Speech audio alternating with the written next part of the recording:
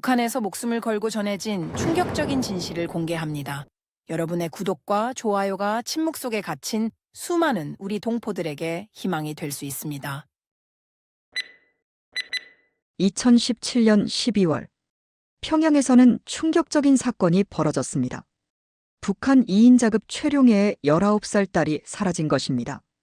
하지만 더 놀라운 것은 그녀와 함께 사라진 물건이었습니다. 검은 가죽 표지에 빨간 도장이 찍힌 비밀장부. 김정은이 경로했습니다. 고작 19세 여자아이 때문에 긴급 체포 명령을 내렸습니다. 도대체 비밀장부에는 무엇이 담겨 있었을까요? 그 내용을 보고 국정원 원로 직원도 깜짝 놀란 이유가 뭘까요? 북한 2인자의 딸 최민서 양의 탈북 사연을 끝까지 들으시면 놀랄만한 진실을 확인하실 수 있습니다. 저는 1998년 평양에서 태어났습니다. 제가 탈북한 건 2017년 19살 때였습니다. 지금은 26이 되었네요. 제 아버지는 북한에서 2인자급 고위 간부인 최룡해였습니다. 어머니는 평양음악대학 출신으로 예술인 집안 출신이었고, 오빠는 저보다 3살 위로 인민군 장교였습니다. 우리 가족은 평양 중심구역의 특급 아파트에서 살았습니다. 20평 남짓한 공간이었지만 북한에서는 그것만으로도 엄청난 특권이었죠. 제 유년 시절은 다른 북한 아이들과는 완전히 달랐습니다. 냉장고에는 늘 음식이 가득했고 그것도 대부분 중국이나 러시아에서 들여온 수입 식품들이었습니다. 초콜릿, 과자, 치즈, 버터. 일반 북한 주민들은 이름조차 모를 것들이었습니다. 옷장에는 중국 상표가 달린 옷들이 가득했고 거실에는 일본산 텔레비전이 있었습니다. 아버지는 검은색 벤츠를 타고 출퇴근하셨고 주말이면 대동강변의 고급 식당에서 식사를 하곤 했습니다. 저는 그게 당연한 줄 알았습니다. 모든 북한 사람들이 이렇게 사는 줄 알았죠. 하지만 15살이 되던 해 어머니를 따라 시장에 갔을 때 저는 처음으로 의문을 품기 시작했습니다. 시장 입구에서 본 할머니 한 분이 바닥에 앉아 풀죽을 팔고 있었습니다. 그분의 손은 나무 껍질처럼 거칠었고 얼굴엔 주름이 가득했습니다. 그분은 저를 보며 미소를 지었지만 그 눈빛에는 형언할 수 없는 슬픔이 담겨 있었습니다. 집으로 돌아오는 차 안에서 저는 어머니께 물었습니다. 엄마, 왜 저 할머니는 풀죽을 파세요? 어머니는 잠시 침묵하시더니 말씀하셨습니다. 민서야, 세상에는 우리가 이해할 수 없는 일들이 많단다. 그냥 우리가 운이 좋은 거야. 하지만 그게 단순히 운의 문제일까요? 그날 밤 저는 잠을 이룰 수 없었습니다. 2017년 봄, 저는 김일성 종합대학 경제학부를 졸업했습니다. 성적은 상위권이었고 아버지의 배경 덕분에 졸업과 동시에 당 재정부 산하기관에 배치되었습니다. 첫 출근 날 저는 새 양복을 입고 설렘과 긴장감을 동시에 느끼며 청사 안으로 들어갔습니다. 5층 건물의 3층, 제 사무실은 창문이 2개 달린 조그만 공간이었습니다. 책상 위에는 이미 서류 몇 개가 놓여 있었고 옆자리에 선배 김동무가 저를 맞아주었습니다. 최민서 동무시죠? 어서 오세요. 제가 김명철입니다. 앞으로 잘 부탁합니다. 그는 30대 초반으로 보이는 야윈 체구의 남성이었습니다. 안경을 쓰고 있었고 말투는 조심스러웠습니다. 그는 제게 업무를 설명해 주었습니다. 우리 부서는 주로 문서 관리를 합니다. 각 부서에서 올라온 재정 관련 문서들을 분류하고 보관하고 필요할 때 꺼내는 일이죠. 간단해 보이지만 기밀이 많으니 조심해야 합니다. 저는 고개를 끄덕였습니다. 처음 몇 주는 정말 단순한 업무였습니다. 문서를 받아서 날짜별로 분류하고 파일에 넣고 캐비닛에 보관하는 일. 지루했지만 나쁘지 않았습니다. 그런데 한 달쯤 지났을 때부터 조금씩 이상한 점들이 눈에 들어오기 시작했습니다. 어떤 문서들은 빨간 봉투에 들어 있었는데 그런 문서들은 김동무도 조심스럽게 다뤘습니다. 이런 건 절대 열어보면 안 됩니다. 그냥 캐비닛 맨 윗칸에 넣으면 됩니다. 저는 고개를 끄덕였지만 호기심이 생기기 시작했습니다. 도대체 그 안에 뭐가 들어있길래? 그 답을 알게 된 건 6월의 어느 금요일 오후였습니다. 그날은 유난히 더웠고 사무실 안은 후텁지근했습니다. 선풍기가 돌아가고 있었지만 별 소용이 없었습니다. 오후 4시쯤 김동무가 자리를 비웠습니다. 화장실에 간다고 했습니다. 저는 혼자 남아 서류를 정리하고 있었는데 문득 김동무 책상 위에 빨간 봉투 하나가 놓여 있는 게 보였습니다. 평소 같으면 바로 캐비닛에 넣었을 텐데 그날따라 그가 책상 위에 그대로 두고 간 겁니다. 아마 급하게 나가느라 깜빡한 것 같았습니다. 저는 주위를 둘러봤습니다. 복도는 조용했고 다른 사무실에서도 인기척이 없었습니다. 금요일 오후라 다들 일찍 퇴근 준비를 하고 있었나 봅니다. 제 심장이 빠르게 뛰기 시작했습니다. 손이 저도 모르게 그 봉투 쪽으로 뻗어갔습니다. 안 돼, 이러면 안 돼. 하지만 호기심은 이성보다 강했습니다. 저는 봉투를 집어들었습니다. 생각보다 얇았습니다. 안에는 종이 서너 장 정도만 들어있는 것 같았습니다. 손가락이 봉투 입구를 살짝 열었습니다. 그 순간 복도에서 발소리가 들렸습니다. 저는 깜짝 놀라 봉투를 다시 책상 위에 내려놓으려 했지만 그 과정에서 안에 서류 한 장이 살짝 빠져나왔습니다. A사 용지 절반 크기의 흰 종이었습니다. 거기에 적힌 글자들이 제 눈에 들어왔습니다. 39호실 관련 외화거래 내역. 스위스은행 계좌. 입금액 미화 2억 3천만 달러. 제 손이 떨렸습니다. 2억 3천만 달러라니. 그게 도대체 얼마나 큰 돈인지 상상조차 되지 않았습니다. 39호실이라는 건 들어본 적이 있었습니다. 김정은 위원장 직속의 비밀기관이라는 소문이 있었죠. 하지만 그게 구체적으로 무엇을 하는 곳인지는 아무도 몰랐습니다. 발소리가 가까워졌습니다. 저는 서둘러 종이를 봉투 안에 다시 넣고 봉투를 정확히 원래 위치에 놓았습니다. 그리고 제자리로 돌아와 아무 일 없었다는 듯이 서류를 보고 있었습니다. 김동무가 돌아왔습니다. 그는 제 얼굴을 잠깐 쳐다보더니 아무 말 없이 자기 자리에 앉았습니다. 그리고 책상 위에 빨간 봉투를 집어들고는 아, 깜빡했네라고 중얼거리며 캐비닛에 넣었습니다. 저는 안도의 한숨을 쉬었지만 동시에 제 가슴은 두근거렸습니다. 2억 3천만 달러. 그 돈으로 얼마나 많은 사람들을 먹일 수 있을까? 시장에서 본 그 할머니도, 풀죽을 파는 사람들도, 배급소 앞에 줄 서 있는 사람들도. 그날 밤 저는 집에 돌아와서도 그 숫자를 떨쳐낼 수 없었습니다. 저녁 식사 시간에 아버지가 물으셨습니다. 민서야, 직장 생활은 어떠니? 저는 대답했습니다. 잘하고 있어요, 아버지. 아버지는 만족스러운 표정을 지으셨습니다. 우리 딸 잘하고 있구나. 계속 열심히 해라. 당을 위해, 인민을 위해. 인민을 위해. 그 말이 제 귓가에 맴돌았습니다. 과연 우리는 인민을 위하고 있는 걸까요? 밤 11시쯤 되었을 때 저는 잠을 이룰 수 없어 침대에 누워 천장을 바라보고 있었습니다. 그때 아버지 서재에서 목소리가 들렸습니다. 아버지는 늦은 밤에 자주 전화통화를 하셨는데 보통은 작은 목소리로 하셔서 잘 들리지 않았습니다. 하지만 그날 밤은 달랐습니다. 목소리가 평소보다 컸고 긴박한 느낌이 들었습니다. 저는 조심스럽게 침대에서 일어나 문을 살짝 열었습니다. 네, 잘 알고 있습니다. 김 위원장께서 직접 확인하신 금액입니다. 네, 이번 달 말까지 처리하겠습니다. 해외 계좌로 이체하는 건 문제 없습니다. 해외 계좌. 김 위원장. 제 머릿속에 오늘 본 서류가 떠올랐습니다. 2억 3천만 달러. 스위스 은행 계좌. 설마. 아버지가 그 일과 관련되어 있는 건 아니겠죠? 하지만 아버지의 직위를 생각하면 충분히 가능한 일이었습니다. 저는 가슴이 두근거리는 걸 느끼며 다시 침대로 돌아갔습니다. 하지만 잠은 오지 않았습니다. 새벽 2시쯤 되었을 때 저는 결심을 했습니다. 저는 아버지의 서재에 가봐야 했습니다. 거기에 뭔가 있을 거라는 확신이 들었습니다. 복도는 어두웠고 부모님 방에서는 고른 숨소리가 들렸습니다. 저는 맨발로 조심스럽게 서재 문 앞까지 갔습니다. 문은 잠겨 있지 않았습니다. 아버지는 집 안에서는 방문을 잠그지 않으셨거든요. 저는 천천히 문을 열고 안으로 들어갔습니다.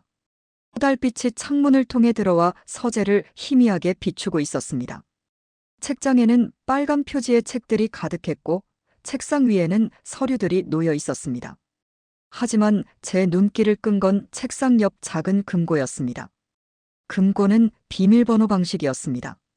7자리 숫자. 저는 떨리는 손으로 숫자를 눌러보기 시작했습니다. 첫 번째 시도는 아버지 생신이었습니다. 틀렸습니다. 두 번째는 어머니 생신. 역시 틀렸습니다. 세 번째, 오빠 생일. 1995년 3월 15일. 1995315. 찰칵. 금고 문이 열렸습니다.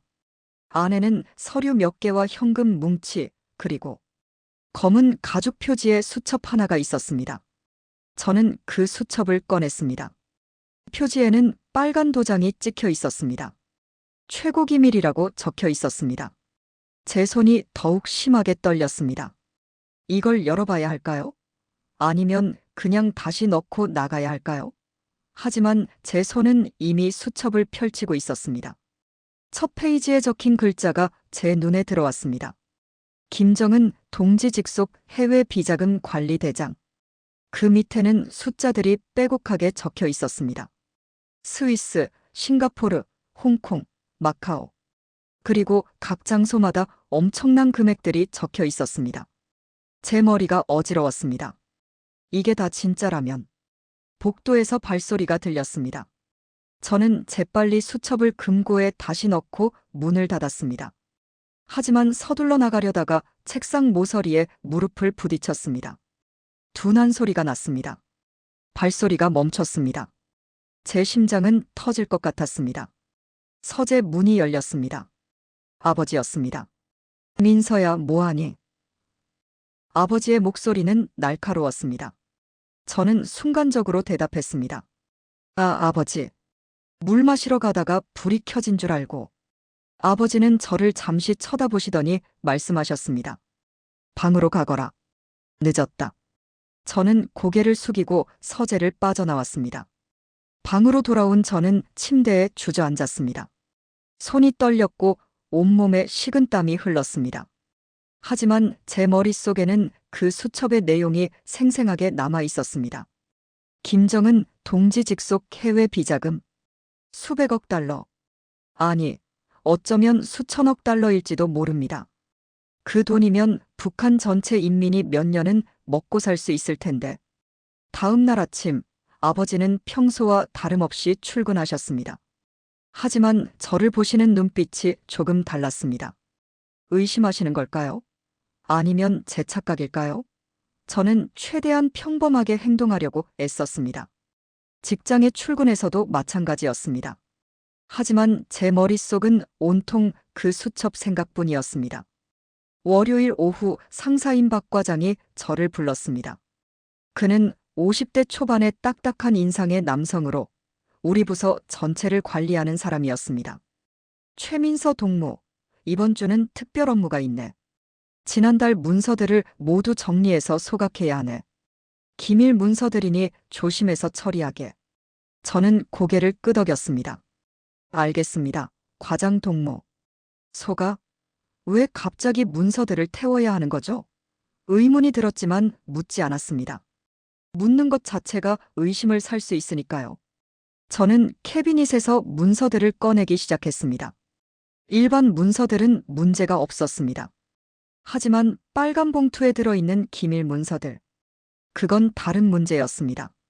소각하기 전에 내용을 확인해야 한다고 박 과장이 말했습니다. 목록과 대조해서 빠진 게 없는지 확인하게. 화요일 저녁 사무실에는 저 혼자만 남아 있었습니다. 다른 동료들은 모두 퇴근했고 복도는 고요했습니다. 저는 책상 위에 쌓인 빨간 봉투들을 하나씩 열어보기 시작했습니다. 첫 번째 봉투 2016년 하반기 해외 송금 내역. 싱가포르 은행 계좌로 미화 5천만 달러. 두 번째, 봉투 홍콩 부동산 구매 관련. 센트럴 지역 고급 아파트, 매입가 2천만 달러. 세 번째, 네 번째. 봉투를 열 때마다 저는 더 큰 충격에 빠져들었습니다. 아버지 서재에서 본 수첩은 요약본이었습니다. 하지만 이 문서들은 상세한 내역이었습니다. 김정은 위원장 개인 명의의 스위스 은행 계좌가 무려 15개나 되었습니다. 각 계좌마다 수억 달러씩 들어있었죠. 그뿐만이 아니었습니다. 프랑스 파리의 샹젤리제 거리에 있는 고급 아파트, 이탈리아 베네치아의 별장, 영국 런던의 타운하우스. 부동산 목록만 해도 수십 개가 넘었습니다. 가장 충격적이었던 건 명품 구매 내역이었습니다. 에르메스 가방 200개, 롤렉스 시계 50개, 롤스로이스 차량 10대, 프라이빗 제트기 3대. 목록은 끝이 없었습니다. 저는 손으로 이마를 짚었습니다. 어지러웠습니다. 이게 다 인민의 피땀으로 모은 돈 아닌가요? 여러분은 혹시 1970년대 남한이 어땠는지 기억하시나요? 보릿고개를 넘으며 굶주림을 참으며 온 국민이 힘을 모아 한강의 기적을 이뤄냈다고 들었습니다. 하루에 밥 한 끼도 제대로 먹지 못하면서도 나라를 위해, 미래를 위해 일했다고요. 그런데 북한의 지도층은 어떤가요? 인민은 굶어 죽어가는데 파리에 아파트를 사고 롤스로이스를 굴리고 있었습니다. 저는 문서를 읽다가 멈췄습니다. 눈물이 흘러내렸습니다. 지난달 제가 지방 출장을 갔을 때 본 광경이 떠올랐습니다. 함경북도의 한 작은 마을이었습니다. 배급소 앞에는 긴 줄이 늘어서 있었고 사람들의 얼굴은 야위어 있었습니다. 한 아이가 어머니 손을 잡고 서 있었는데 그 아이의 배는 영양실조로 불룩하게 나와 있었습니다. 어머니는 그 아이를 안아 올리며 말했습니다. 조금만 참아라. 오늘은 배급이 나올 거야. 하지만 배급은 나오지 않았습니다. 배급소 직원이 나와서 말했습니다. 오늘은 배급이 없습니다. 다음 주에 다시 오십시오. 그 광경과 지금 제 앞에 있는 문서들. 이 문서에 적힌 숫자 하나만 있으면 그 마을 전체가 1년은 먹고 살 수 있을 텐데. 아니, 10년도 가능할 것입니다. 제 분노는 점점 커져갔습니다. 동시에 두려움도 커졌습니다. 이 문서들을 소각한다고요? 이 증거들을 다 없앤다고요? 그럴 순 없습니다. 누군가는 이 진실을 알아야 합니다. 세상이 알아야 합니다. 저는 주위를 둘러봤습니다. 복도는 여전히 조용했습니다. 시계를 보니 밤 9시였습니다. 경비원이 한 번 순찰을 도는 시간까지는 1시간 정도 남았습니다. 저는 결심했습니다. 이 문서들을 복사해야겠다고. 복사기는 복도 끝에 있었습니다. 하지만 복사기를 사용하면 기록이 남습니다. 누가 언제 무엇을 복사했는지 모두 기록되죠. 그렇다면 사진을 찍어야 합니다. 다행히 저는 중국산 밀수 휴대폰을 가지고 있었습니다. 오빠가 군 복무 중에 구해준 것이었는데 일반 북한 주민들은 구할 수 없는 물건이었습니다. 저는 그 휴대폰을 가방에서 꺼냈습니다. 그리고 하나씩 조심스럽게 문서들을 촬영하기 시작했습니다. 첫 장, 두 번째 장, 세 번째 장. 제 손은 떨렸지만 멈출 수 없었습니다. 심장 소리가 귓가에서 쿵쾅거렸습니다. 복도에서 조그만 소리만 나도 깜짝깜짝 놀랐습니다. 1시간 후, 저는 약 30장의 핵심 문서를 촬영했습니다. 계좌번호, 부동산 주소, 거래 내역. 가장 중요한 정보들이었습니다. 마지막 문서를 촬영할 때 저는 그 내용을 보고 온몸이 얼어붙었습니다. 2016년 기근 시기 긴급 식량 구호 관련. 국제사회로부터 받은 식량 지원금 총 미화 5천만 달러. 해당 금액 중 미화 4천만 달러를 해외 계좌로 전용. 실제 식량 구매에 사용된 금액 미화 1천만 달러. 2016년. 그 해가 얼마나 끔찍했는지 저는 기억합니다. 비록 평양에 살았지만 지방에서 올라온 소식들을 들었습니다. 사람들이 굶어 죽어갔다고. 나무 껍질을 벗겨 먹고 풀뿌리를 캐먹었다고. 그런데 국제사회가 보낸 식량 지원금을 횡령했다니. 4천만 달러면 얼마나 많은 사람들을 살릴 수 있었을까요? 저는 그 문서를 보며 눈물을 흘렸습니다. 분노와 슬픔과 죄책감이 한꺼번에 밀려왔습니다.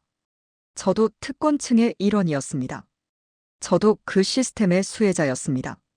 제가 먹었던 음식, 입었던 옷, 누렸던 모든 것들이 누군가의 희생 위에 세워진 것이었습니다. 저는 휴대폰을 속옷 안쪽 주머니에 깊숙이 넣었습니다. 그리고 문서들을 다시 봉투에 넣고 정리했습니다. 시계를 보니 10시였습니다. 곧 경비원이 순찰을 돌 시간입니다. 저는 서둘러 짐을 챙기고 사무실을 나섰습니다. 복도를 걸어나가는 동안 제 다리는 떨렸습니다. 혹시 누가 보지는 않았을까? CCTV에 찍히지는 않았을까? 하지만 돌아갈 수는 없었습니다. 이미 돌아갈 수 없는 강을 건넌 것입니다. 집에 도착한 건 밤 11시쯤이었습니다. 부모님은 이미 주무시고 계셨습니다. 저는 조심스럽게 방으로 들어가 문을 닫았습니다. 그리고 휴대폰을 꺼내 사진들을 확인했습니다. 다행히 모두 선명하게 찍혔습니다. 하지만 이제 문제는 이걸 어디에 숨기느냐였습니다. 방 안에 두기엔 너무 위험했습니다. 언제 수색이 들어올지 모르니까요. 저는 방 안을 둘러보다가 천장을 올려다봤습니다. 천장과 벽이 만나는 모서리 부분에 작은 틈이 있었습니다. 예전에 천장 수리를 할 때 생긴 틈이었는데 겉으로는 잘 보이지 않았습니다. 저는 의자를 가져다 놓고 올라갔습니다. 휴대폰을 비닐봉지로 여러 겹 싼 다음 그 틈 안쪽 깊은 곳에 밀어 넣었습니다.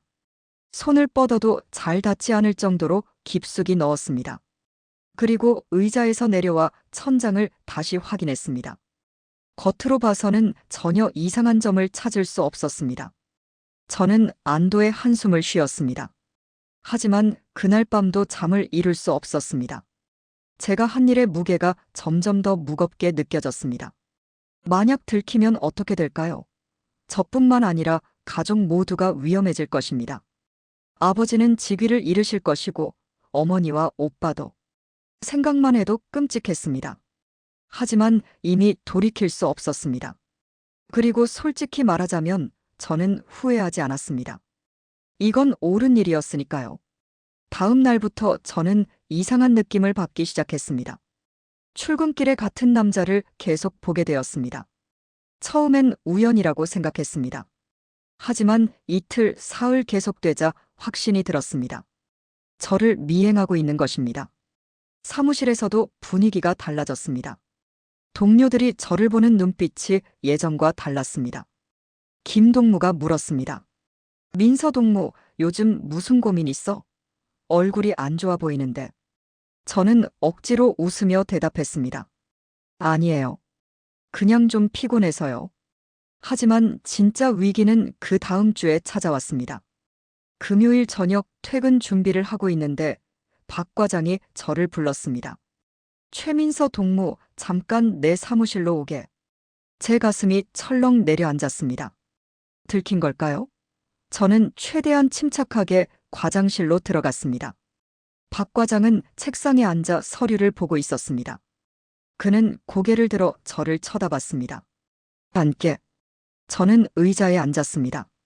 손이 떨렸지만 최대한 감추려고 애썼습니다. 박 과장이 입을 열었습니다. 최민서 동무, 자네 아버지가 누구지? 저는 대답했습니다. 최룡해입니다. 그래, 고위 간부시지. 그래서 자네를 우리 부서에 배치한 거야. 능력도 있고 집안도 좋고. 그는 잠시 말을 멈췄다가 계속했습니다. 그런데 말이야, 요즘 보위부에서 우리 부서를 조사하고 있다는 소문이 있네. 혹시 자네 이상한 거 본 적 있나? 보위부. 국가안전보위부. 북한의 비밀 경찰입니다. 제 등골이 오싹해졌습니다. 하지만 저는 태연하게 대답했습니다. 아니요, 과장 동무. 저는 그냥 시키는 일만 했습니다. 박 과장은 저를 잠시 쳐다보더니 고개를 끄덕였습니다. 그래, 잘했네. 계속 그렇게만 하게. 절대 이상한 짓 하지 말고. 네, 알겠습니다. 저는 과장실을 나와 서둘러 퇴근했습니다. 집으로 가는 길 내내 뒤를 돌아봤습니다. 역시 그 남자가 따라오고 있었습니다. 이제 확실해졌습니다. 저는 감시당하고 있었습니다. 집에 도착하자마자 저는 방으로 들어가 문을 잠갔습니다. 천장의 틈을 올려다봤습니다. 휴대폰은 아직 거기 있을 것입니다. 안전할 것입니다. 하지만 언제까지? 그날 저녁 아버지가 저를 부르셨습니다. 서재로 오라고 하셨습니다. 제 심장이 빠르게 뛰었습니다. 저는 천천히 서재 문을 열고 들어갔습니다. 아버지는 책상에 앉아 계셨고 표정은 심각했습니다. 민서야, 앉아라. 저는 아버지 앞에 의자에 앉았습니다. 아버지가 물으셨습니다. 민서야, 요즘 직장에서 특이한 문서 본 적 있니? 그 순간 제 등골이 서늘해졌습니다. 아버지가 알고 있다. 어떻게 대답해야 할까요? 솔직하게 말해야 할까요? 아니면 거짓말을 해야 할까요? 제 입술이 떨렸습니다. 하지만 말이 나오지 않았습니다. 아버지는 저를 계속 쳐다보고 계셨습니다. 그 눈빛에는 의심이 가득했습니다. 저는 가까스로 입을 열었습니다. 아버지, 무슨 말씀이세요? 특이한 문서라니요? 목소리가 떨리지 않도록 최대한 애를 썼습니다. 아버지는 잠시 저를 쳐다보시더니 한숨을 쉬셨습니다. 민서야, 요즘 보위부에서 우리 부서를 조사하고 있다. 문서 유출 의혹이 있다는 거야. 저는 눈을 크게 떴습니다. 문서 유출이요? 아버지가 고개를 끄덕이셨습니다. 그래. 누군가 기밀 문서를 몰래 복사했다는 제보가 있었대.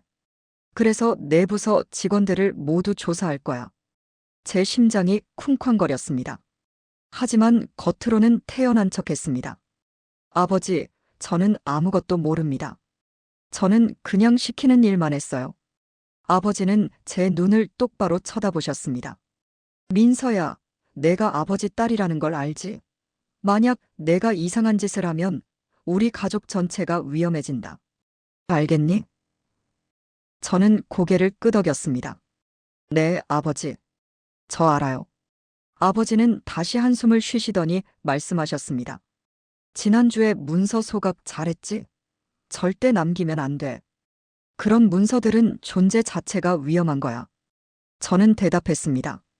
네, 다 태웠습니다. 거짓말이었습니다. 저는 그 문서들을 태우지 않았습니다. 사진으로 찍어서 천장에 숨겨놨죠. 하지만 아버지께는 말씀드릴 수 없었습니다. 아버지는 고개를 끄덕이시며 말씀하셨습니다. 잘했다. 앞으로도 조심해라.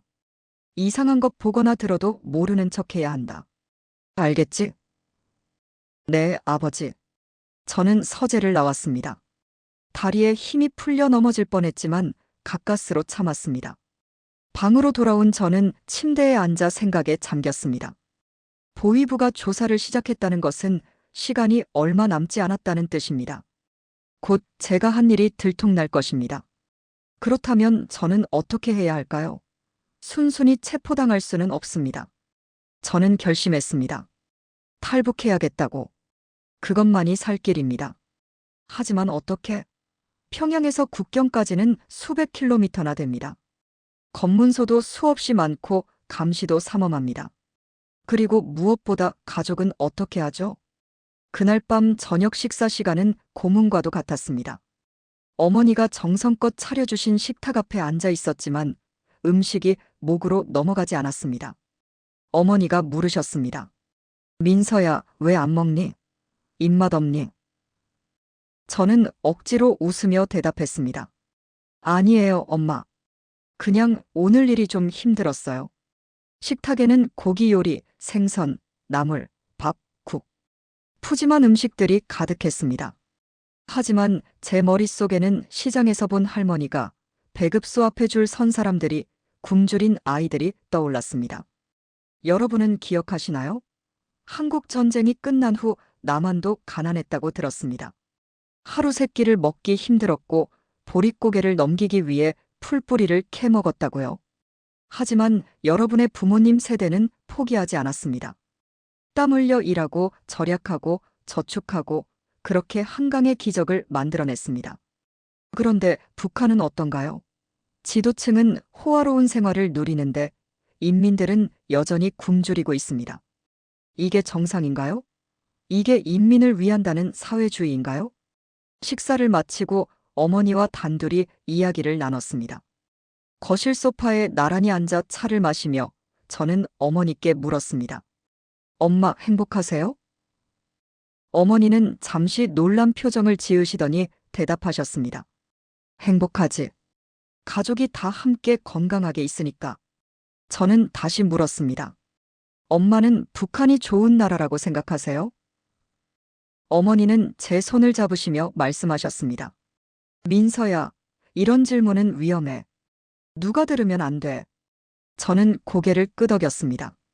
어머니도 알고 계셨습니다. 이 나라가 잘못되어 있다는 걸. 하지만 말할 수 없었습니다. 말하는 순간 끝이니까요. 엄마 사랑해요. 제가 말했습니다. 어머니는 미소를 지으시며 제 머리를 쓰다듬으셨습니다. 나도 사랑한다, 우리 딸. 그 순간 눈물이 났습니다. 이게 어쩌면 어머니와의 마지막 대화가 될지도 모른다는 생각이 들었습니다. 제가 탈북하면 어머니는, 아버지는, 오빠는 어떻게 될까요? 최소한 추방당할 것이고 최악의 경우.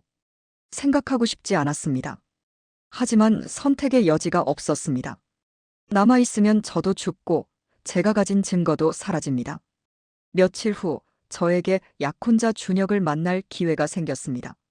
준혁은 25살의 당 간부 아들이었습니다. 우리의 약혼은 부모님들이 정해주신 것이었죠. 저는 준혁을 사랑하지 않았습니다. 하지만 싫어하지도 않았습니다. 그는 착한 사람이었고 똑똑했습니다. 우리는 대동강변공원에서 만났습니다. 해가 지고 있었고 강물은 붉게 물들어 있었습니다.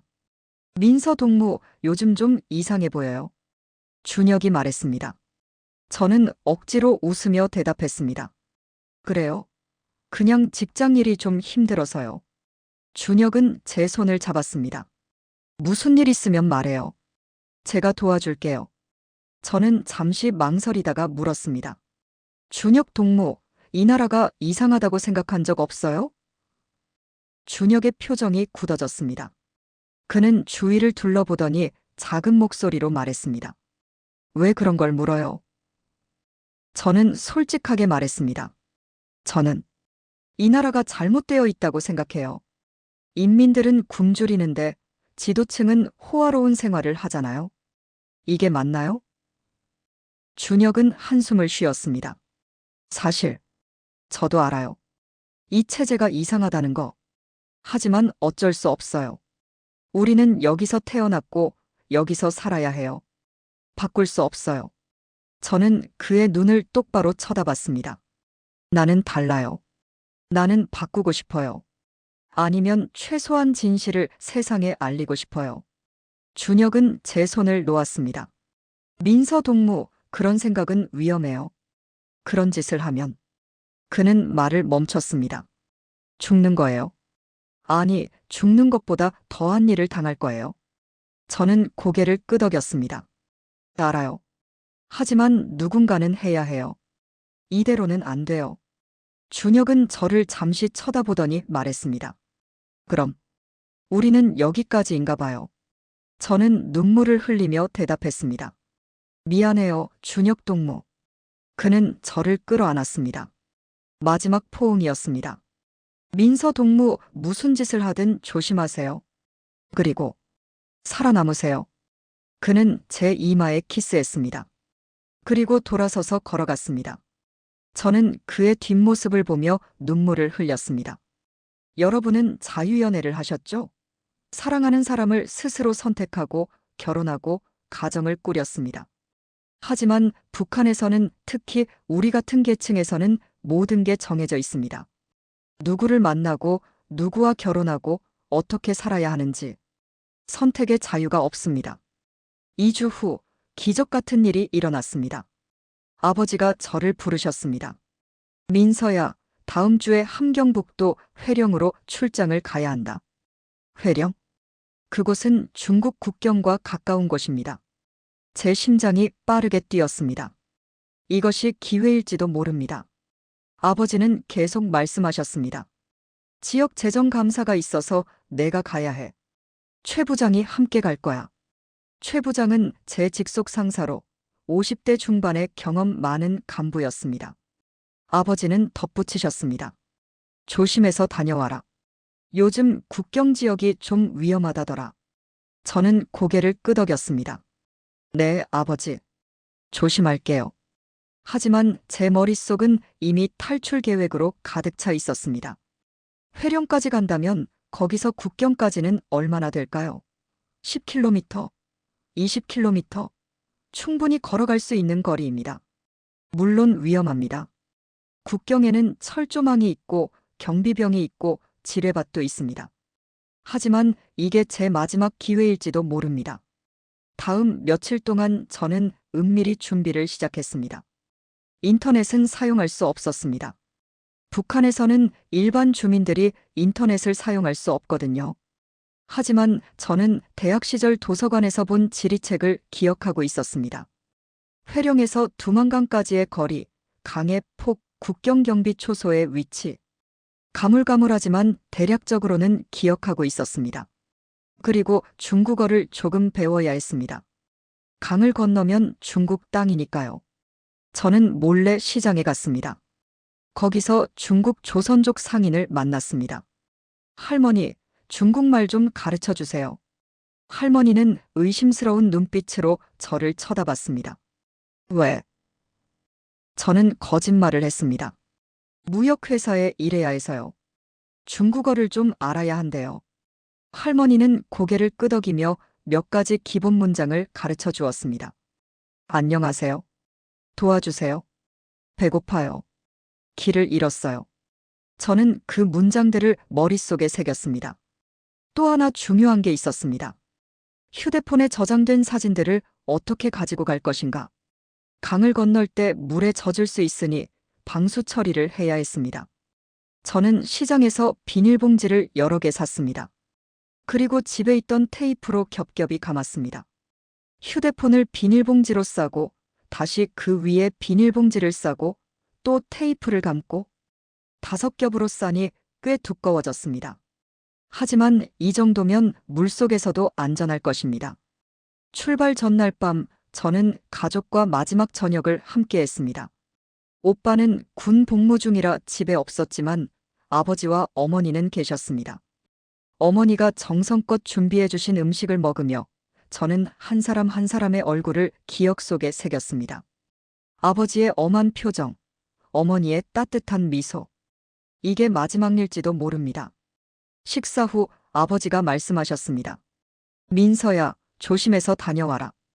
그리고 이상한 짓 하지 말고. 네, 아버지.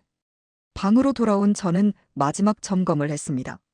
천장에 휴대폰을 꺼냈습니다. 비닐로 싼 휴대폰은 생각보다 부피가 컸습니다. 이걸 어디에 숨겨야 할까요? 저는 속옷을 여러 벌 겹쳐 입기로 했습니다.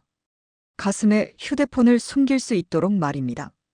그리고 작은 칼 하나를 챙겼습니다. 비상시를 위해서입니다. 돈도 조금 가져갔습니다. 북한 돈과 중국 위안화 몇 장. 아버지 서재에서 몰래 가져온 것입니다. 침대에 누웠지만 잠이 오지 않았습니다. 내일이면 모든 게 달라질 것입니다. 성공하면 자유를 얻지만 실패하면 생각하고 싶지 않았습니다. 저는 책상 위에 놓인 오빠 사진을 바라봤습니다. 군복을 입고 찍은 사진이었습니다. 형, 미안해. 나 때문에 형도 피해를 볼 거야. 하지만 나는 가야 해. 누군가는 진실을 말해야 하니까. 눈물이 흘러내렸습니다. 새벽 5시 알람이 울렸습니다. 저는 일어나 준비를 했습니다. 옷을 겹겹이 입고 휴대폰을 몸에 숨기고 가방을 챙겼습니다. 거실로 나가니 어머니가 이미 일어나 계셨습니다. 민서야, 도시락 싸놨어. 기차에서 먹어. 고마워요, 엄마. 어머니를 끌어안았습니다. 마지막 포옹. 잘 다녀와, 우리 딸. 네, 엄마. 사랑해요. 아버지는 아직 주무시고 계셨습니다. 저는 조용히 집을 나섰습니다. 평양역에 도착하니 최 부장이 이미 와 있었습니다. 최민서 동무 왔군요. 자, 빨리 기차에 탑시다. 우리는 회령행 기차에 올라탔습니다. 객차는 낡았고 좌석은 불편했습니다. 하지만 그런 건 중요하지 않았습니다. 저는 창밖을 바라보며 평양을 떠나는 풍경을 지켜봤습니다. 아, 이게 마지막일지도 모르는데. 기차가 출발했습니다. 1시간쯤 지났을 때 저는 뒷좌석을 슬쩍 돌아봤습니다. 그리고 깜짝 놀랐습니다. 낯선 남자가 저를 뚫어지게 쳐다보고 있었습니다. 인민보안성 제복을 입은 남자였습니다. 그는 우리와 같은 칸에 탑승했고 계속 저를 주시하고 있었습니다. 제 등골이 서늘해졌습니다. 이미 들킨 걸까요? 기차는 덜컹거리며 북쪽으로 향했습니다. 창밖으로는 산과 들판이 지나갔지만 저는 아무것도 보이지 않았습니다. 뒷좌석의 그 남자, 보안원이 계속 신경 쓰였거든요. 최 부장은 서류를 보고 계셨고 다른 승객들은 졸고 있었습니다. 하지만 저는 한순간도 긴장을 늦출 수 없었습니다.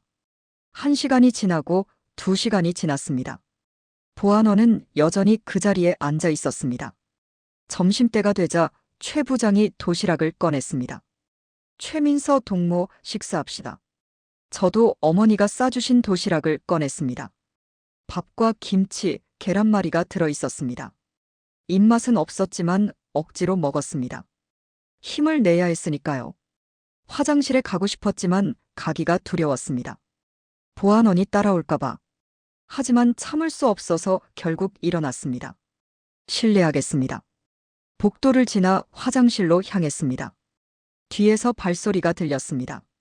돌아보니 역시 그 보안원이었습니다. 화장실 안에 들어가 문을 잠갔습니다. 심호흡을 했습니다. 진정하자.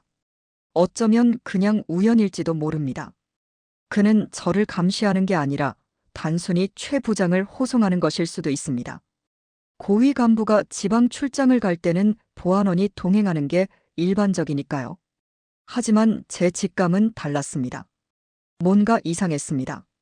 저는 옷 속에 숨긴 휴대폰을 확인했습니다. 다행히 제자리에 있었습니다. 화장실을 나와 다시 자리로 돌아갔습니다.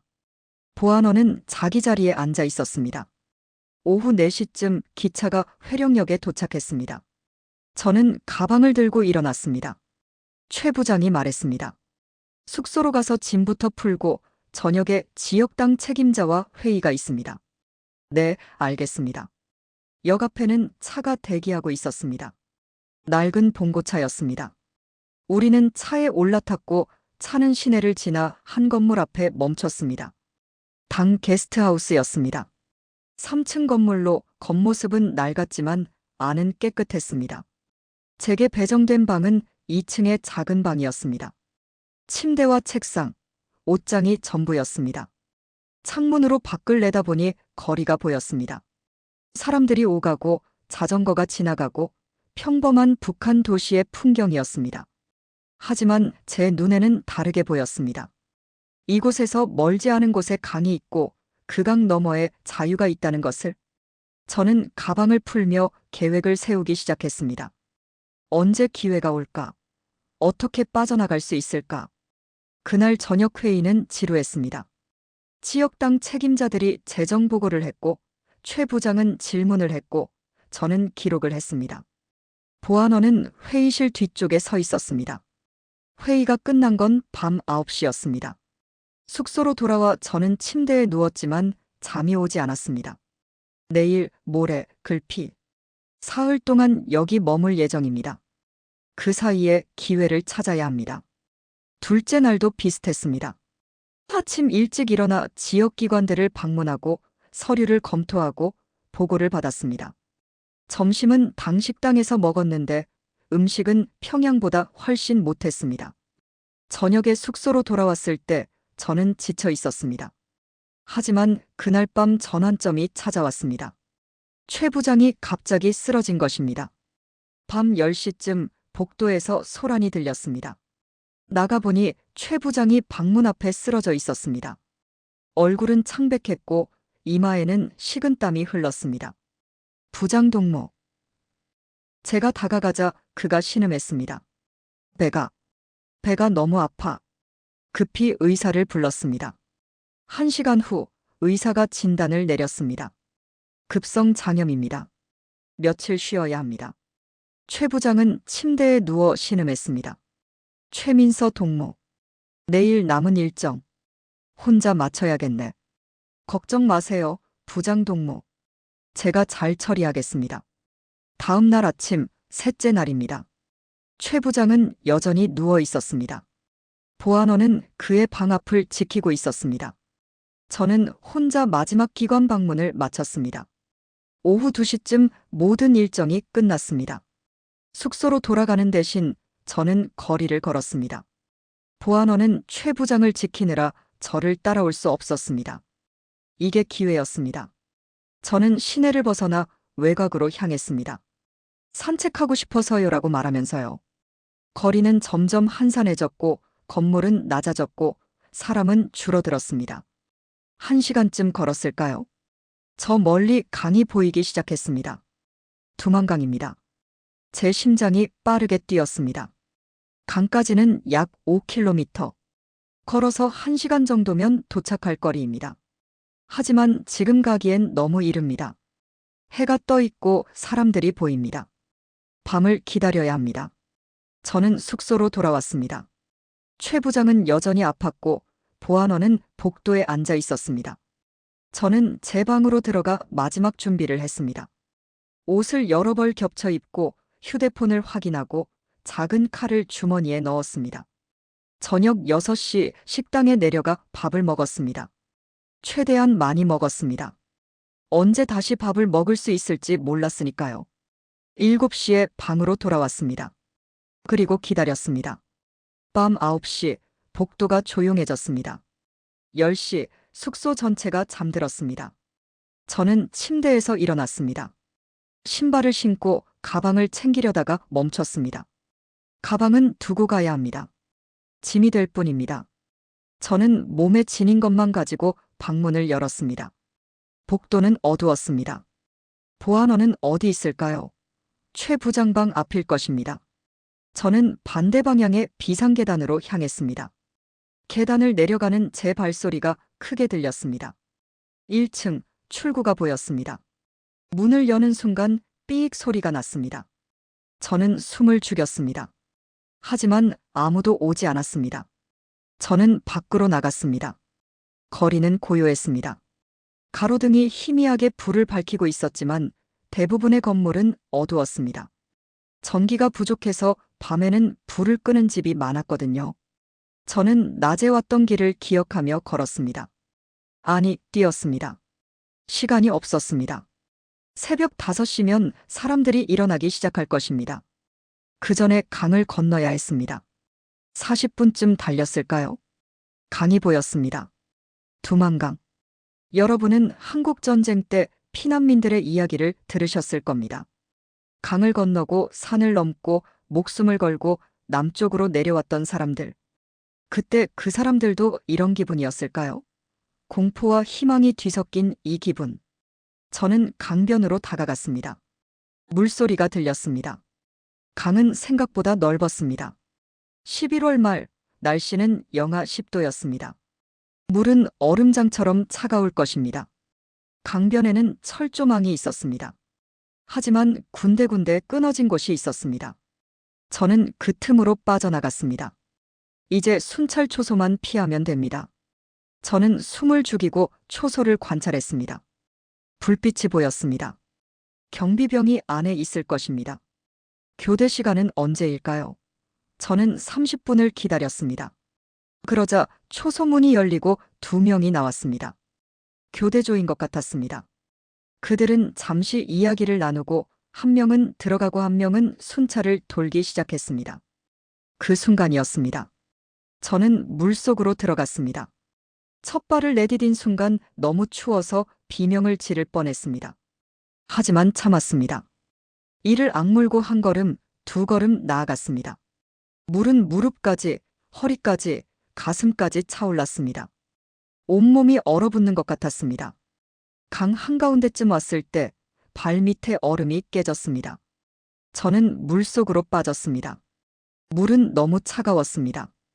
숨을 쉴 수 없었습니다. 저는 팔을 휘저으며 물 위로 올라오려 했습니다. 가까스로 고개를 내밀었습니다. 숨을 들이켰습니다. 하지만 물살이 강했습니다. 저는 떠내려가고 있었습니다. 안 돼, 여기서 죽을 수 없어. 저는 필사적으로 헤엄쳤습니다. 오른쪽 손이 무언가를 잡았습니다. 나뭇가지였습니다. 강변에서 물속으로 뻗은 나뭇가지. 저는 그것을 꽉 잡았습니다. 그리고 천천히 몸을 끌어올렸습니다. 30분 동안 저는 그렇게 버텼습니다. 나뭇가지를 잡고 조금씩 앞으로 나아가고, 다시 잡고, 또 나아가고. 손은 얼어서 감각이 없었습니다.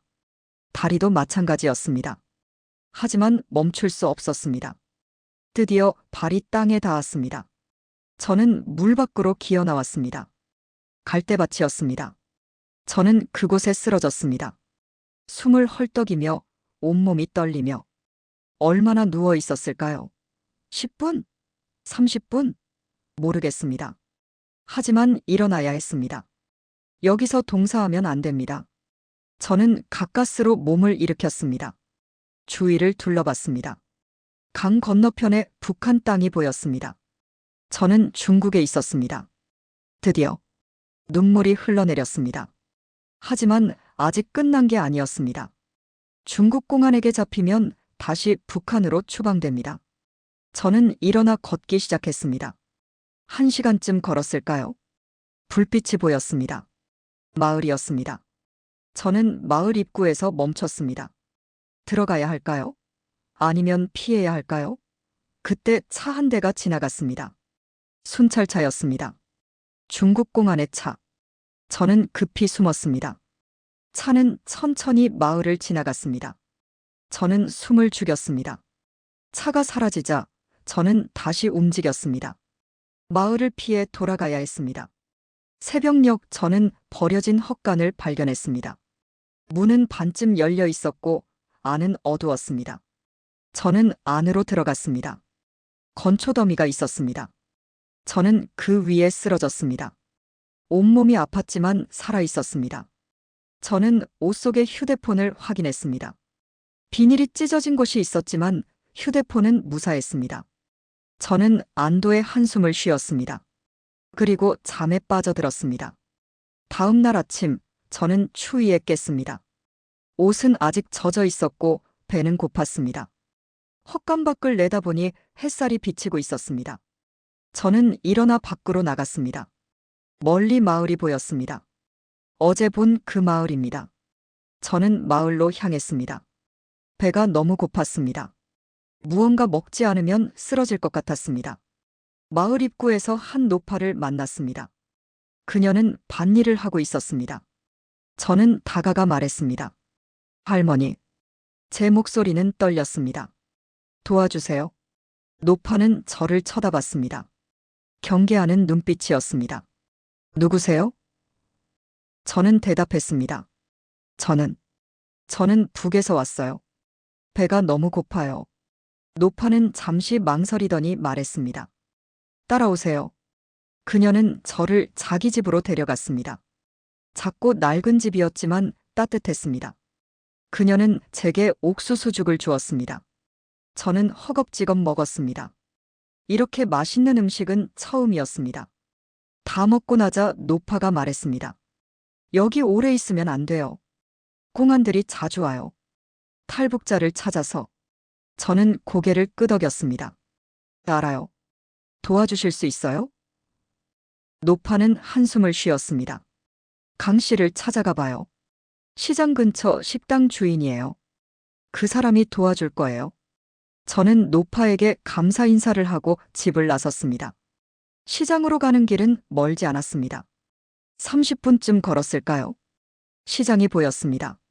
사람들이 바쁘게 오가고 물건을 사고 팔고 시끄러웠습니다. 저는 식당을 찾았습니다. 강신의 식당이라는 간판이 보였습니다. 저는 안으로 들어갔습니다. 카운터 뒤에 50대쯤 되어 보이는 남자가 서 있었습니다. 그가 강태성인 것 같았습니다. 뭘 드릴까요? 그가 물었습니다. 저는 작은 목소리로 말했습니다. 저는 도움이 필요해요. 그는 저를 쳐다봤습니다. 무슨 도움? 저는 주위를 둘러보고 더 작은 목소리로 말했습니다.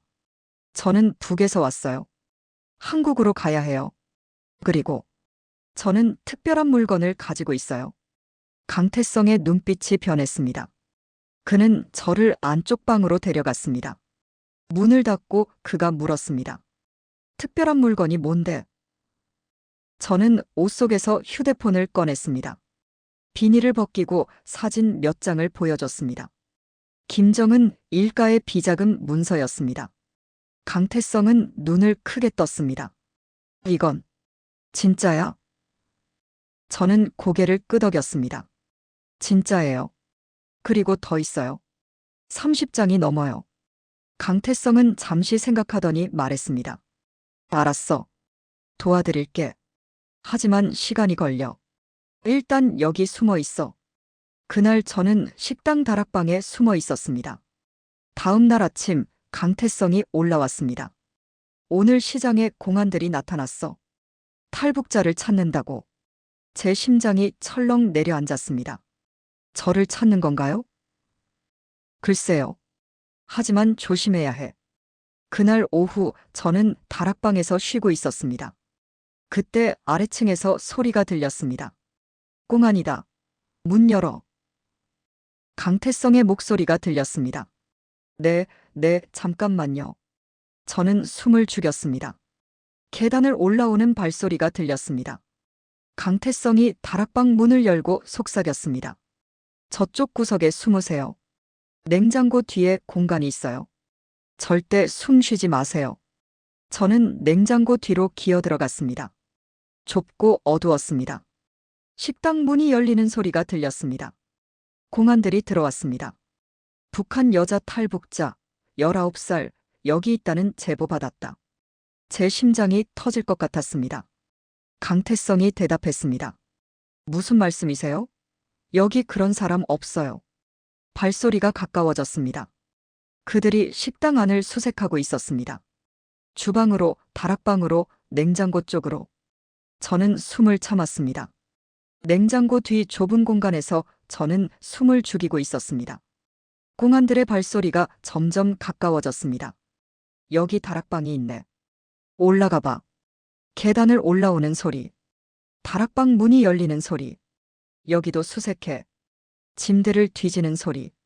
냉장고 쪽으로 다가오는 발소리. 저는 눈을 꽉 감았습니다. 이제 끝인가? 하지만 그때 강태성의 목소리가 들렸습니다. 동무들, 이거 좀 보세요. 제가 합법적으로 장사하는 사람이에요. 여기 허가증도 있고요. 종이 넘기는 소리. 그리고 이거 작은 선물인데. 뭔가 건네는 소리. 공안들이 수군거렸습니다. 담배네. 좋은 거네. 여기 술도 있어요. 중국산 백주예요. 좋은 거죠.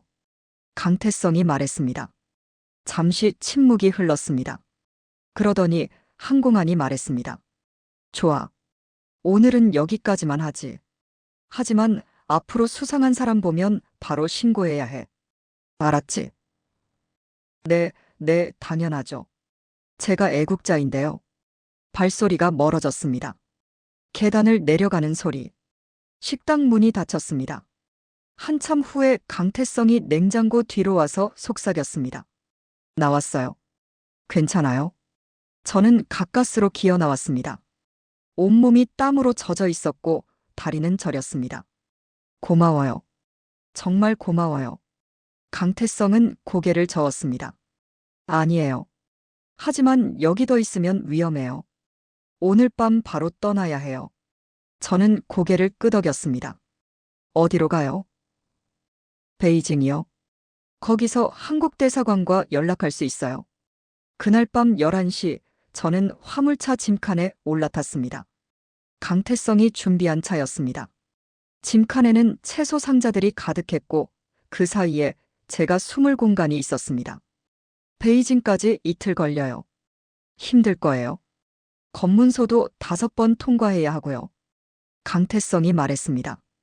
괜찮아요? 견딜 수 있어요. 저는 대답했습니다. 차 문이 닫혔습니다. 어둠 속에 갇혔습니다. 엔진 소리가 났고 차가 출발했습니다. 이틀이라고 했지만 실제로는 사흘이 걸렸습니다.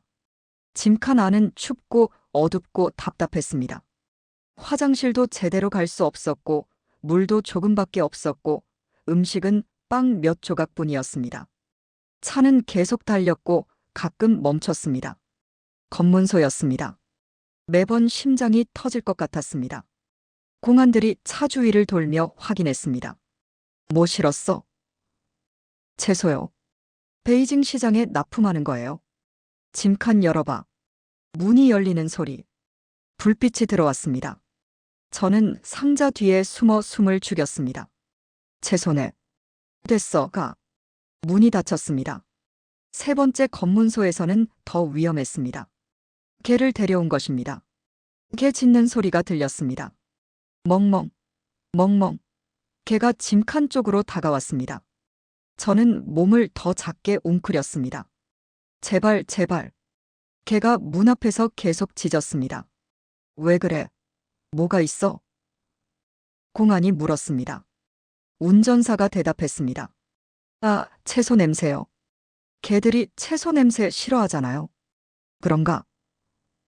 공안이 의심스러운 목소리로 말했습니다. 문 열어봐. 다시 문이 열렸습니다. 이번엔 손전등 불빛이 안까지 비쳤습니다. 상자 하나하나를 확인했습니다. 불빛이 제가 숨은 곳 바로 앞까지 왔습니다. 그때 운전사가 말했습니다. 동무, 시간이 없어요. 늦으면 채소가 상해요. 그럼 제가 손해잖아요. 알았어, 됐어. 가. 사흘째 되는 날 아침 차가 멈췄습니다. 문이 열렸습니다. 강태성의 얼굴이 보였습니다. 도착했어요. 베이징이에요. 저는 비틀거리며 차에서 내렸습니다. 다리에 힘이 없었습니다. 주위를 둘러보니 낡은 건물들이 보였습니다. 좁은 골목이었고 간판들은 한자로 되어 있었습니다. 여기가 어디예요? 베이징 외곽이에요. 조선족들이 많이 사는 동네죠. 일단 여관으로 가요. 여관은 허름했지만 따뜻했습니다. 작은 방 하나에 침대와 책상이 전부였지만 저에게는 천국 같았습니다. 강태성이 음식을 사왔습니다. 중국 요리였습니다. 짜장면과 만두. 저는 허겁지겁 먹었습니다. 그리고 샤워를 했습니다. 사흘 만에 처음으로 제대로 씻었습니다. 거울을 보니 제 얼굴이 낯설었습니다. 뺨은 푹 꺼졌고 눈은 충혈되어 있었고 입술은 갈라져 있었습니다. 이게 저인가? 19살 대학 졸업생이 맞나? 저는 거울 속 제 모습을 보며 울었습니다. 다음 날 강태성이 말했습니다. 한국 대사관과 연락할 사람을 찾았어요. 조심스럽게 접촉해야 해요. 중국 공안이 한국 대사관을 감시하거든요. 그날 오후 공중전화 부스에서 전화를 걸었습니다. 강태성이 알려준 번호였습니다. 벨이 울렸습니다. 한 번, 두 번, 세 번. 여보세요? 남자 목소리였습니다. 한국어였습니다. 제 눈에서 눈물이 났습니다. 여보세요? 저는 북에서 온 사람이에요. 도와주세요. 전화 너머에서 잠시 침묵이 흘렀습니다. 그러더니 남자가 말했습니다. 이름이 뭡니까? 말씀드릴 수 없어요. 하지만 저는 중요한 정보를 가지고 있어요. 북한 고위층의 비자금 관련 문서예요. 다시 침묵. 알겠습니다. 지금 어디 계십니까? 저는 여관 주소를 말했습니다. 거기서 기다리십시오. 내일 연락드리겠습니다. 전화가 끊어졌습니다. 다음 날 또 전화가 왔습니다. 오늘 오후 3시 베이징 시내 그랜드 호텔 커피숍으로 오십시오. 혼자 오세요. 저는 떨리는 목소리로 대답했습니다. 네, 알겠습니다. 오후 2시 저는 버스를 타고 시내로 향했습니다. 창밖으로 베이징의 풍경이 지나갔습니다. 높은 건물들, 넓은 도로, 수많은 차들. 평양과는 비교할 수 없을 정도로 발전된 도시였습니다.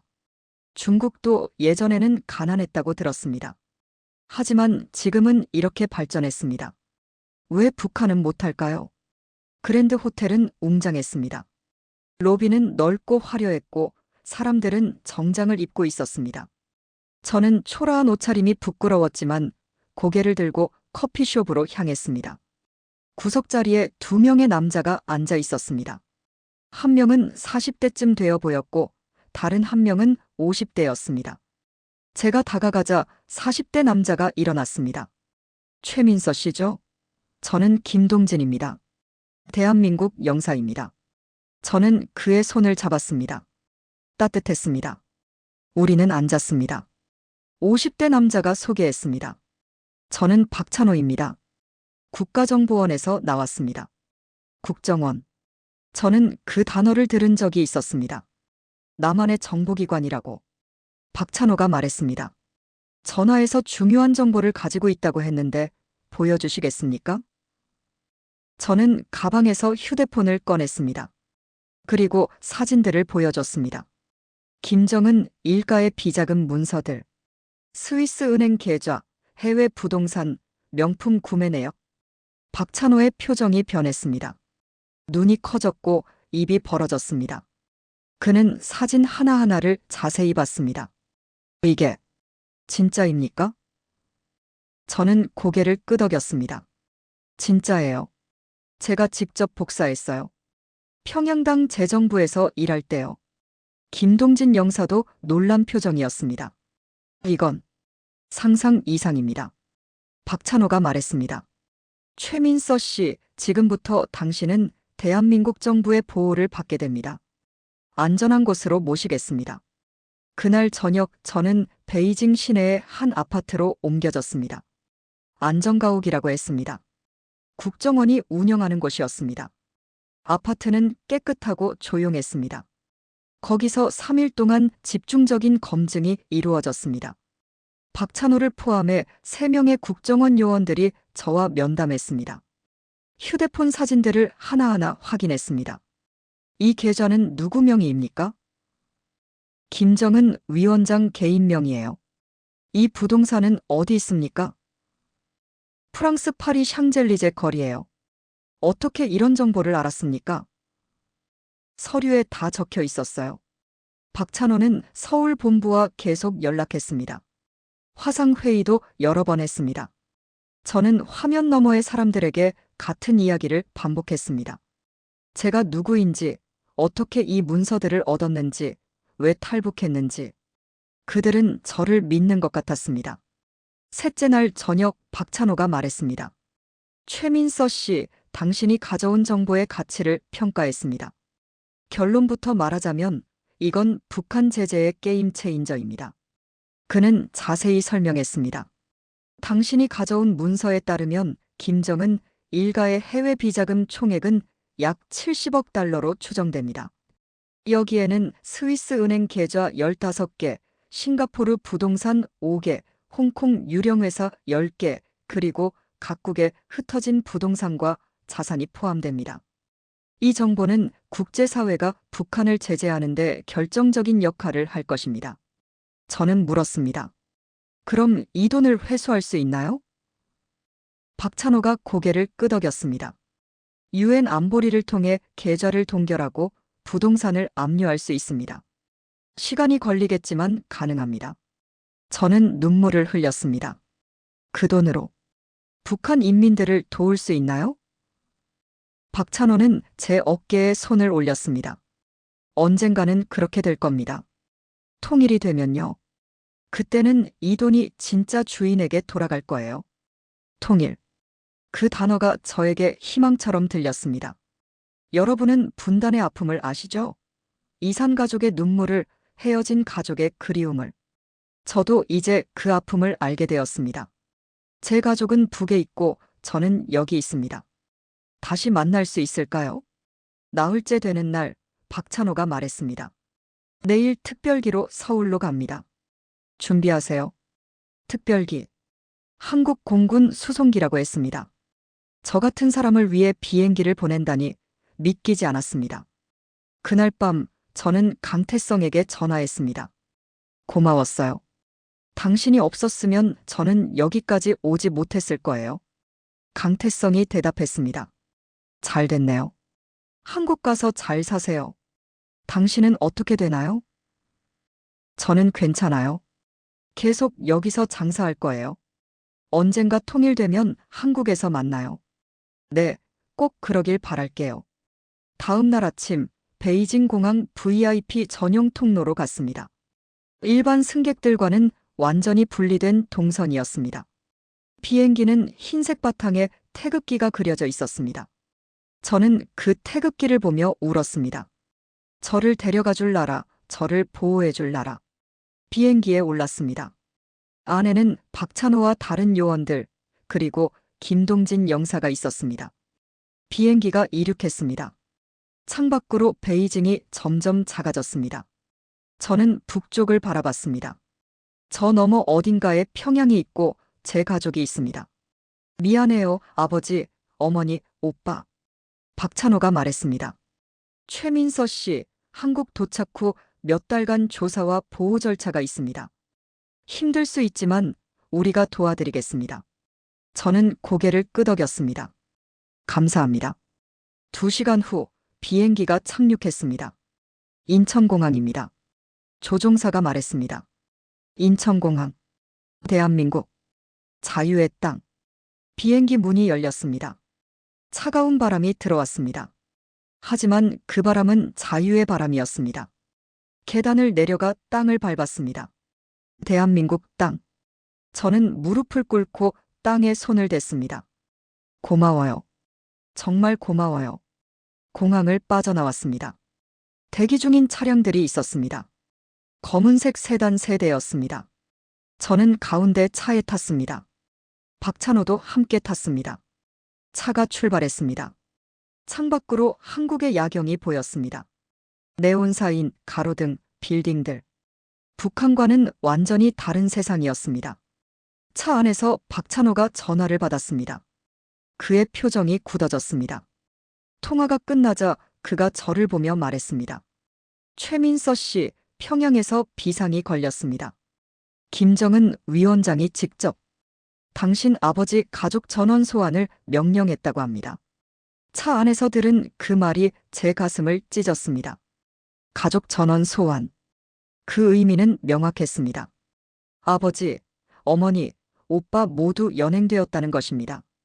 저 때문에, 제가 한 일 때문에. 저는 소리 없이 울었습니다. 눈물이 멈추지 않았습니다. 박찬호가 제 어깨를 두드렸습니다. 최민서 씨, 당신 잘못이 아닙니다. 당신은 옳은 일을 한 겁니다. 하지만 그 말이 위로가 되지 않았습니다. 옳은 일이라고요? 가족을 희생시키는 게 옳은 일인가요? 차는 서울 외곽의 한 건물로 향했습니다. 합동신문센터라고 했습니다. 탈북자들을 조사하고 보호하는 곳이라고요. 건물은 크고 육중했습니다. 경비가 삼엄했습니다. 저는 3층의 한 방으로 안내되었습니다. 방에는 침대, 책상, 옷장이 있었습니다. 창문은 있었지만 밖이 보이지 않았습니다. 안전을 위해서라고 했습니다. 박찬호가 말했습니다. 오늘은 푹 쉬세요. 내일부터 조사가 시작됩니다. 저는 침대에 누웠지만 잠이 오지 않았습니다. 다음 날부터 조사가 시작되었습니다. 매일 아침 9시부터 오후 5시까지 저는 조사관들과 면담했습니다. 같은 질문을 수없이 반복했습니다. 북한에서의 생활은 어땠습니까? 문서를 어떻게 구했습니까? 가족관계는 어땠습니까? 탈북 경로는 어땠습니까? 저는 모든 걸 솔직하게 말했습니다. 거짓말할 이유가 없었으니까요. 휴대폰 사진들도 하나하나 분석했습니다. 이 계좌번호가 맞습니까? 이 주소가 정확합니까? 이 거래 날짜가 확실합니까? 저는 기억나는 대로 대답했습니다. 일주일이 지나고 2주일이 지나고 한 달이 지났습니다. 조사는 계속되었습니다. 하지만 조사관들의 태도는 점점 부드러워졌습니다. 제가 거짓말을 하지 않는다는 걸 알았기 때문입니다. 어느 날 박찬호가 말했습니다. 최민서 씨가 제공한 정보, 우리만 분석한 게 아닙니다. CIA와도 공유했습니다. 그들도 놀랐어요. 이런 상세한 정보는 처음이라고요. 저는 물었습니다. 그럼 이 정보로 뭘 할 수 있나요? 유엔 안보리 북한제재위원회에 제출할 겁니다. 국제공조 수사도 시작될 거고요. 2달째 되는 주에 큰 뉴스가 있었습니다. 스위스 은행이 북한 관련 계좌 30개를 동결했다는 것입니다. 총액 약 15억 달러. 제가 제공한 정보 덕분이었습니다. 싱가포르에서도 부동산 3곳이 압류 절차에 들어갔고, 홍콩에서는 유령회사 10개가 적발되었습니다. 박찬호가 말했습니다. 최민서 씨, 당신이 가져온 장부가 국제사회를 움직이고 있습니다. 이건 정말 대단한 일입니다. 하지만 저에게는 기쁨보다 슬픔이 더 컸습니다. 북한 소식이 계속 들어왔습니다. 아버지 최룡해는 모든 직위에서 해임되었고 어머니와 오빠도 평양에서 추방되었다고 했습니다. 외할머니까지 연루되어 지방으로 보내졌다고 했습니다. 저 때문에, 제 선택 때문에. 여러분은 가족의 소중함을 아시죠? 부모님이 주신 사랑, 형제자매와의 유대. 그게 얼마나 귀한지. 저는 그 모든 걸 잃었습니다. 자유를 얻는 대가로. 3달째 되는 날 조사가 끝났습니다. 박찬호가 말했습니다. 이제 하나원으로 가실 겁니다. 거기서 한국 사회 적응 교육을 받으세요. 하나원. 북한 이탈 주민정착지원사무소의 약칭입니다. 모든 탈북자들이 거기서 교육을 받는다고 들었습니다. 2018년 3월 저는 하나원에 입소했습니다. 거기는 합동신문센터와 달랐습니다. 더 밝았고 더 자유로웠습니다. 다른 탈북민들도 많았습니다. 처음 만난 사람은 경숙 씨였습니다. 30대 중반의 여성으로 함경북도 출신이었습니다. 처음이세요? 걱정 마세요. 금방 적응할 거예요. 그녀가 웃으며 말했습니다.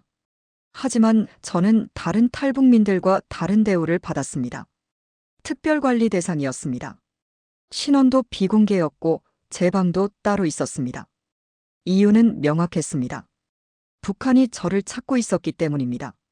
하나원에서의 3개월은 신기했습니다. 한국 사회에 대해 배웠습니다. 민주주의, 자본주의, 인권, 자유. 북한에서는 금기어였던 단어들이 여기서는 당연한 것들이었습니다. 가장 충격적이었던 건 언론의 자유였습니다. 뉴스에서 대통령을 비판하는 걸 보고 깜짝 놀랐습니다. 저렇게 해도 안 잡혀가나요? 제가 묻자 선생님이 웃었습니다. 여기는 자유민주주의 국가예요. 누구나 자기 의견을 말할 수 있어요. 신기했습니다. 그리고 부러웠습니다. 컴퓨터와 스마트폰 사용법도 배웠습니다. 북한에서는 인터넷을 쓸 수 없었지만 여기서는 모두가 스마트폰을 가지고 있었습니다. 검색을 하면 세계 어디든 정보를 얻을 수 있었습니다. 처음으로 유튜브를 봤을 때 저는 몇 시간 동안 앉아서 영상들을 봤습니다. 세계 여행, 음악, 요리, 강의. 모든 게 무료로 공개되어 있었습니다. 이게 자유구나. 이게 정보의 자유구나. 2018년 6월 저는 하나원을 수료했습니다. 이제 사회로 나갈 차례였습니다. 국정원에서 경기도의 한 소도시에 집을 마련해 주었습니다. 작은 원룸이었지만 제 공간이었습니다. 제 집이었습니다. 처음으로 혼자 사는 것이었습니다. 가구를 사고, 이불을 사고, 그릇을 사고. 모든 게 새로웠습니다. 그리고 무서웠습니다. 정말 잘할 수 있을까? 첫 직장은 편의점이었습니다. 시급 7,500원짜리 아르바이트였습니다. 주인 아주머니는 친절했습니다. 탈북자라며. 괜찮아, 천천히 배워. 처음에는 실수투성이었습니다. 계산기 사용법도 몰랐고 카드 결제도 처음이었고 손님 응대도 서툴렀습니다. 하지만 조금씩 익혔습니다. 한 달이 지나자 제법 능숙해졌습니다. 첫 월급을 받았을 때 저는 울었습니다. 제가 번 돈이었습니다. 제 노동의 대가였습니다. 여러분이 읽어내신 대한민국, 이 나라가 얼마나 대단한지 아십니까? 1960년대 1인당 국민소득 100달러도 안 되던 나라가 지금은 3만 달러가 넘습니다. 전쟁의 폐허에서 일어나 세계 10위권의 경제대국이 되었습니다. 여러분의 부모님 세대가 여러분이 만든 나라입니다. 저는 그 나라의 혜택을 받고 있습니다. 감사합니다. 정말 감사합니다. 국정원에서 브리핑을 받았습니다. 제가 가져온 문서의 상세 분석 결과였습니다. 김정은 개인 명의 30억 달러, 최룡의 제 아버지 관리 자금 15억 달러, 기타 고위 간부 25억 달러, 총 70억 달러. 이 돈이면 북한 전체 인민이 5년은 먹을 수 있습니다.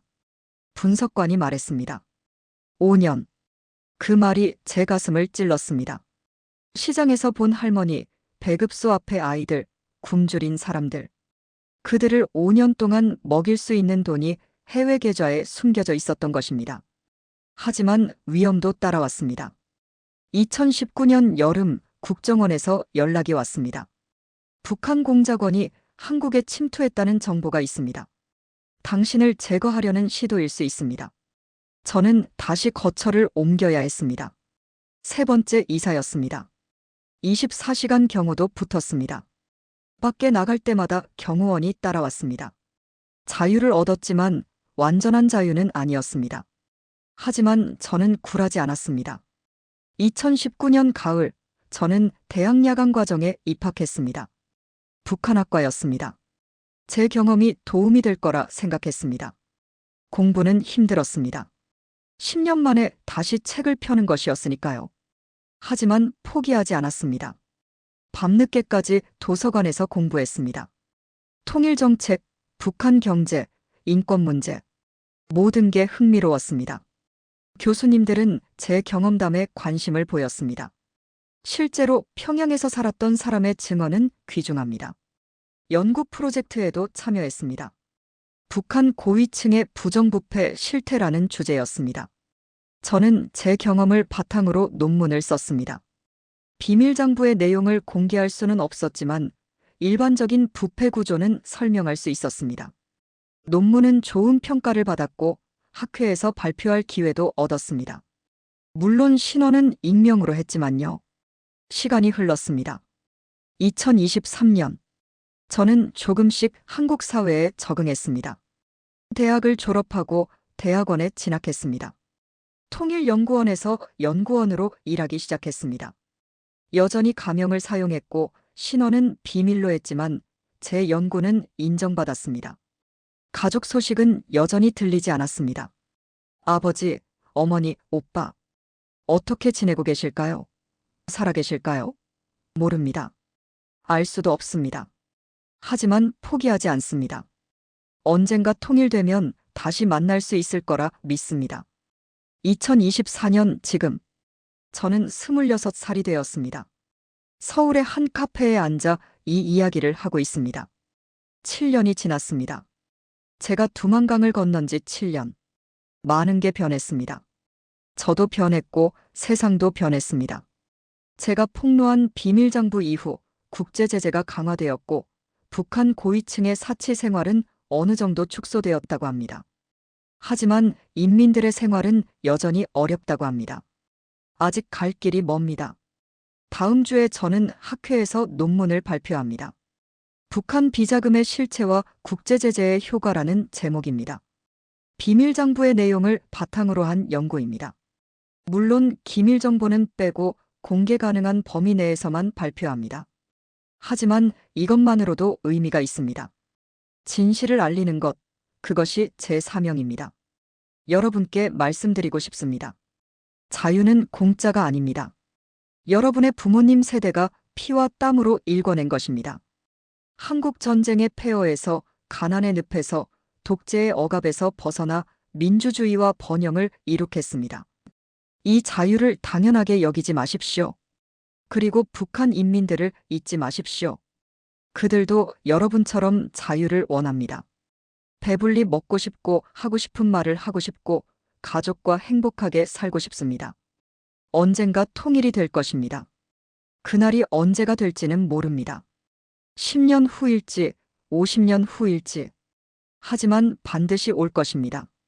그리고 그날 제가 가져온 비밀장부의 70억 달러가 진짜 주인인 북한 인민들에게 돌아갈 것입니다. 그 돈으로 학교를 짓고 병원을 짓고 도로를 만들고 사람들을 먹일 것입니다. 여러분이 일궈낸 한강의 기적처럼 우리도 통일의 기적을 만들 것입니다. 오늘도 저는 연구실에서 비밀장부의 내용을 분석합니다. 숫자 하나하나가 사람들의 땀과 피라는 것을 잊지 않으며 그리고 꿈꿉니다. 통일된 한반도에서 남과 북이 함께 번영하는 그날을, 제 가족을 다시 만나는 그날을, 북한 인민들이 자유를 누리는 그날을, 그날까지 저는 포기하지 않을 것입니다. 진실을 말하고 연구하고 희망을 전할 것입니다. 왜냐하면 저는 믿기 때문입니다. 정의는 반드시 승리한다는 것을, 자유는 결국 모두의 것이 된다는 것을, 그리고 통일은 우리의 미래라는 것을. 감사합니다. 제 이야기를 들어주셔서, 그리고 여러분이 만든 이 나라 대한민국에서 살 수 있게 해주셔서 고맙습니다. 끝까지 들어주신 따뜻한 마음을 가진 여러분이야말로 진정한 애국자입니다. 이 이야기가 더 많은 사람들에게 전해질 수 있도록 구독으로 동참해주세요. 우리가 반드시 알아야 할 이야기들을 또 소개하겠습니다.